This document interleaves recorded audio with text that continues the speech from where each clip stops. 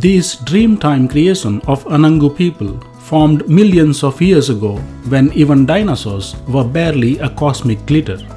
It has witnessed ice ages come and go, species rise and fall, and the arrival of humans on this land when the continent was not even known as Australia. Standing proud in the middle of Red Desert, the 350-meter high Great Uluru dominates its surroundings. Hello and welcome to the channel. Welcome to episode 23 of season 1.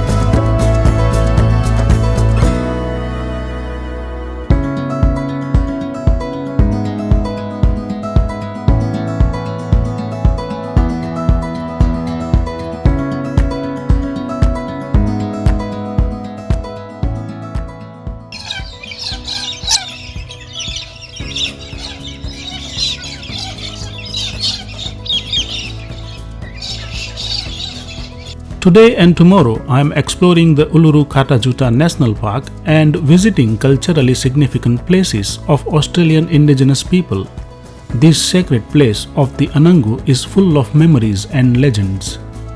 Traditional ceremonies have been held at Uluru for more than 10,000 years. This small community of about 300 people still exists and organize discrete ceremonies around Uluru. It is incredible to ride to such an iconic location, the place that never gets boring.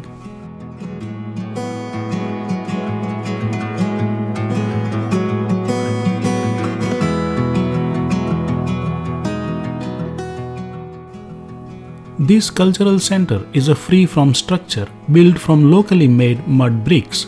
It was opened in 1995 to mark the 10th anniversary of Uluru Kata Tjuta being handed back to its traditional owners.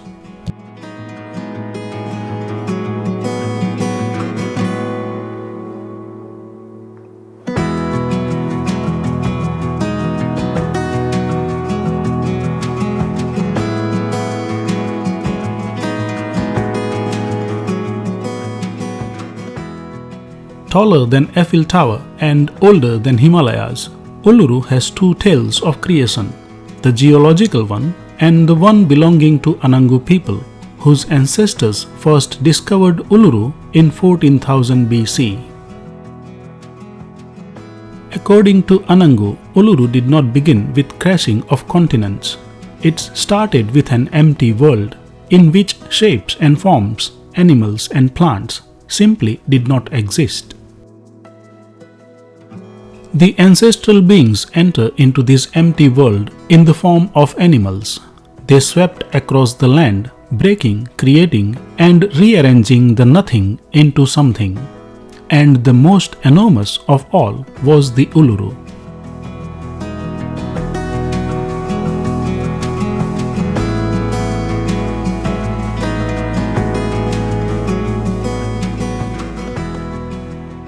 I am taking a guided tour to learn about park's geology, natural environment, and cultural heritage from the people that live here.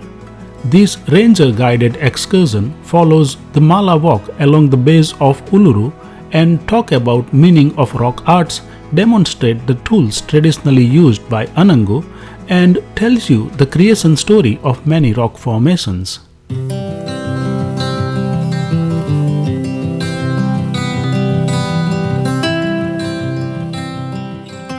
Marsupial mole is an unusual creature, lives underground in highly secretive life, but sometimes come to the surface after periods of rain.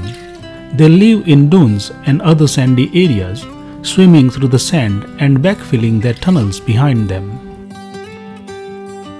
Traditionally, Anangu made antiseptic gum from the desert bloodwood by peeling off the red fluid, grinding and mixing it with water, and then applying it to cut and sores.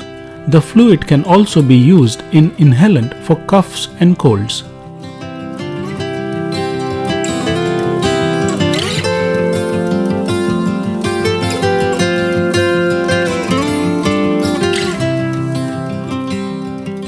For many generations, this cave was used by Anangu elders to teach the young ones how to travel in this country and survive.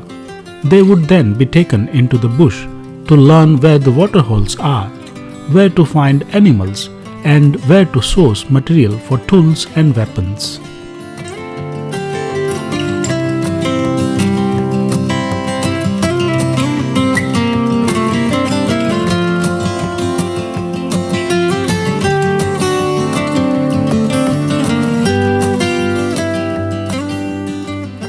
Anangu people have lived here since the dawn of time in an oral culture, where the cultural knowledge and tradition have been passed on orally from generation to generation, keeping that culture strong and alive for thousands and thousands of years.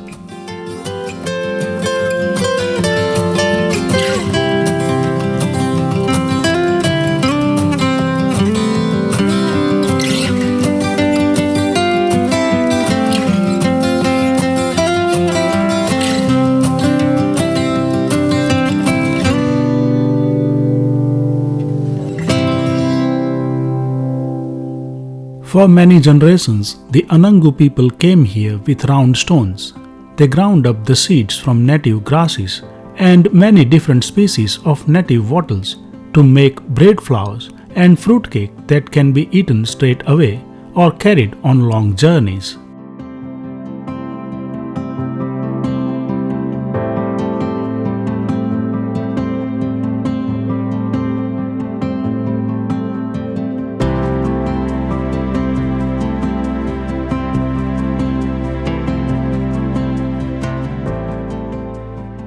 Because of its sheer mass, Uluru attracts thunderstorms.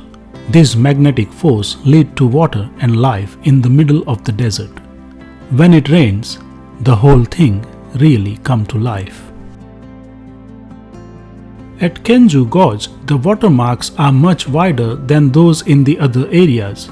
This is the best place to be during hot summer days. For the Anangu people, it would have been a marvelous place to come because of the permanent waterholes.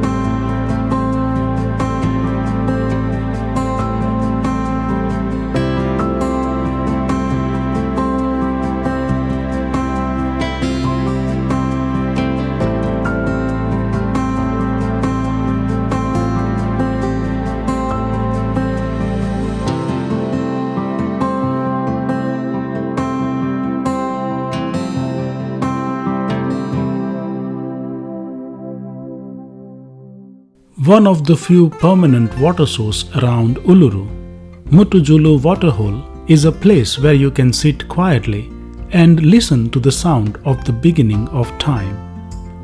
The short Kunya walk runs from the Kunya car park to Mutujulu Waterhole. The presence of water means this area is particularly green and shaded.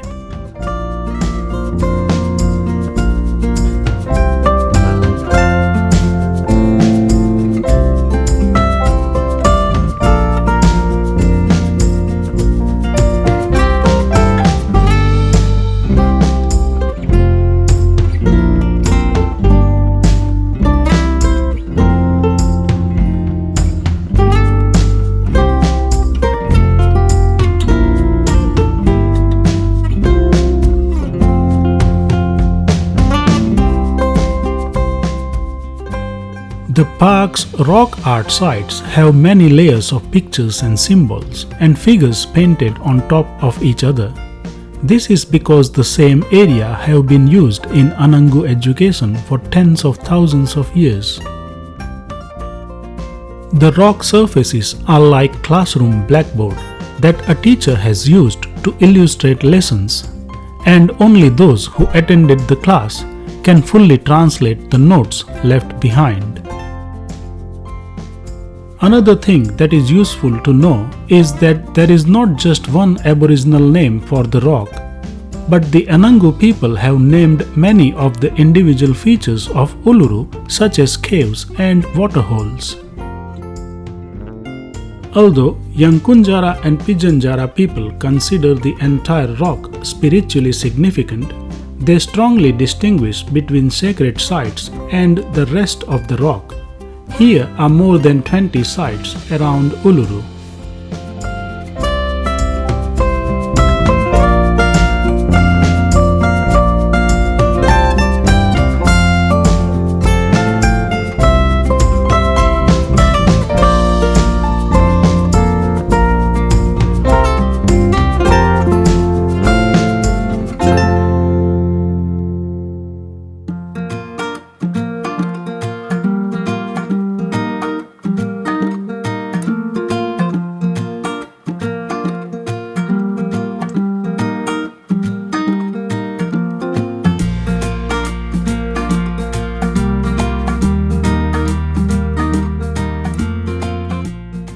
Before heading to Kata Tjuta, I need to book Field of Lights tickets for tomorrow morning because the Visitor Information Center might be closed when I come back.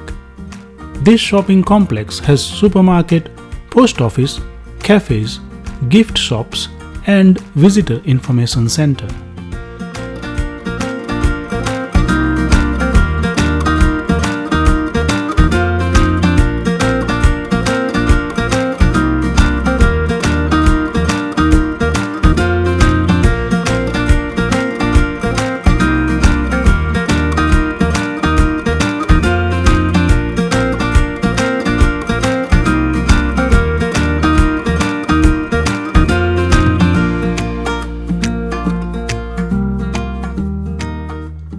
Kata Tjuta comprise 36 giant domes spread over more than 20 kilometers, meaning many heads.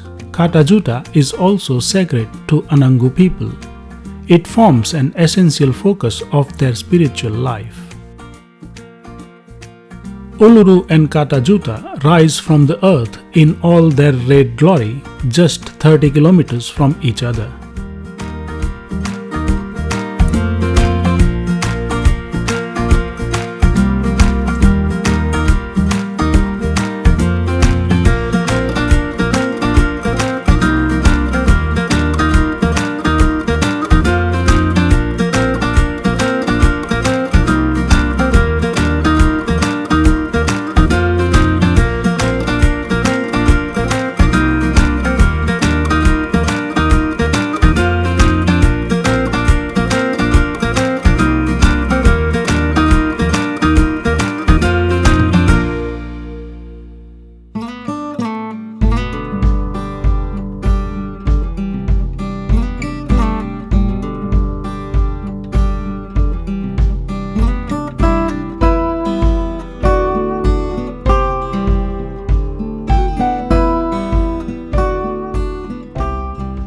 Walking into Valpa Gorge is like entering an ancient temple.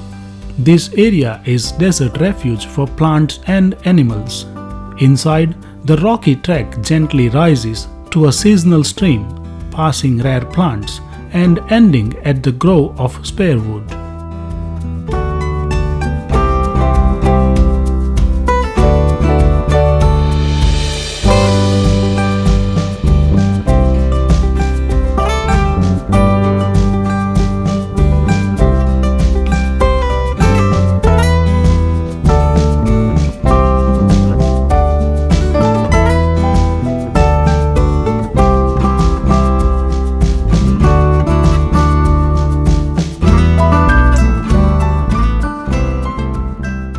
Anangu people expect visitors to show respect when visiting this special place by not swimming in any of the waterholes in this area, staying on track, and not leaving any rubbish in this sacred place. Walk quietly, tread lightly, and enjoy this place as it is.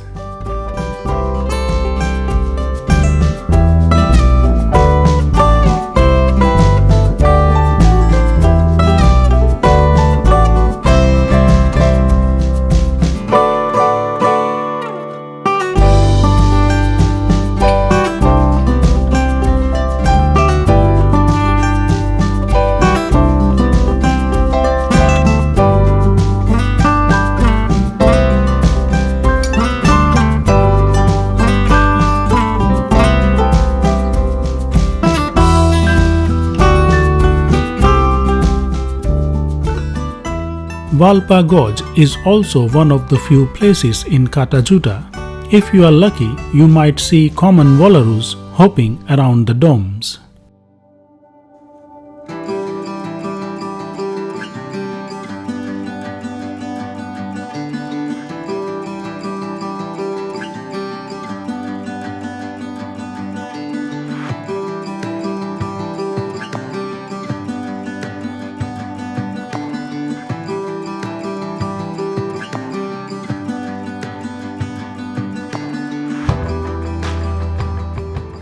At the end of the day, many people head to Katajuta sunset viewing area, leaving the benches along Valpa Gorge mostly empty. Take a seat and enjoy changing colors of the surface of the gorge as the sun sinks behind the valley and the distant horizon.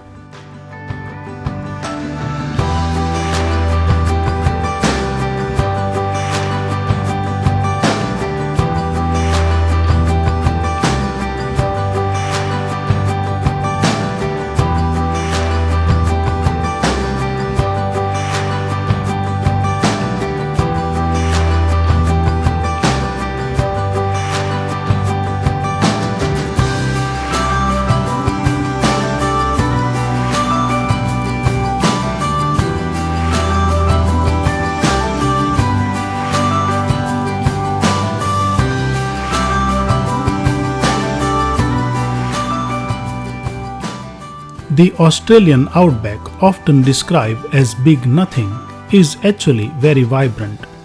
Each color represents in many shades: yellow for sand, green for the vegetation, and especially red for the land and the stone.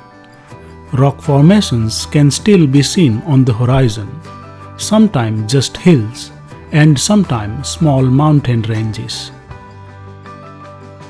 The history behind the exploration of outback is dramatic. Many settlers disappeared in this endless landscape without a trace.